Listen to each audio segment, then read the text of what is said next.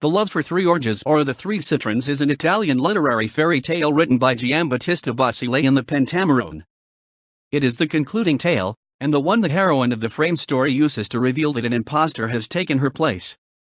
It is Arne Thompson type 408, and the oldest known variant of this tale. It was the basis for Carlo Gozzi's commedia dell'arte scenario by the same name, and for Sergei Prokofiev's opera, The Love for Three Oranges.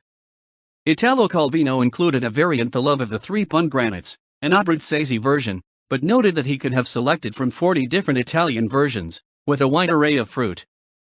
Hilary Depiano's play The Love of the Three Oranges is based on Gozzi's scenario. Synopsis: a king, who only had one son, anxiously waited for him to marry. One day, the prince cut his finger, his blood fell on white cheese. The prince declared that he would only marry a woman as white as the cheese and as red as the blood, so he set out to find her. The prince wandered the lands until he came to the island of Ogresses, where two little old women each told him that he could find what he sought here, if he went on, and the third gave him 3 citrons, with a warning not to cut them until he came to a fountain. A fairy would fly out of each, and he had to give her water at once. He returned home, and by the fountain, he was not quick enough for the first 2, but was for the third. The woman was red and white, and the prince wanted to fetch her home properly, with suitable clothing and servants. He had her hide in a tree. A black slave, coming to fetch water, saw her reflection in the water, and thought it was her own and that she was too pretty to fetch water. She refused, and her mistress beat her until she fled.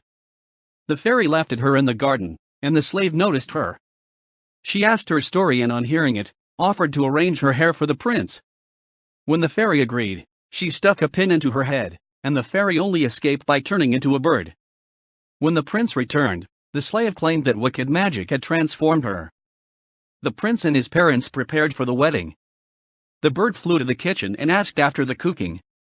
The lady ordered it be cooked, and it was caught and cooked, but the cook threw the water it had been scalded in, into the garden, where a citron tree grew in 3 days. The prince saw the citrons, took them to his room, and dealt with them as the last 3, getting back his bride. She told him what had happened. He brought her to a feast and demanded of everyone what should be done to anyone who would harm her. Various people said various things. The slave said she should be burned, and so the prince had the slave burned.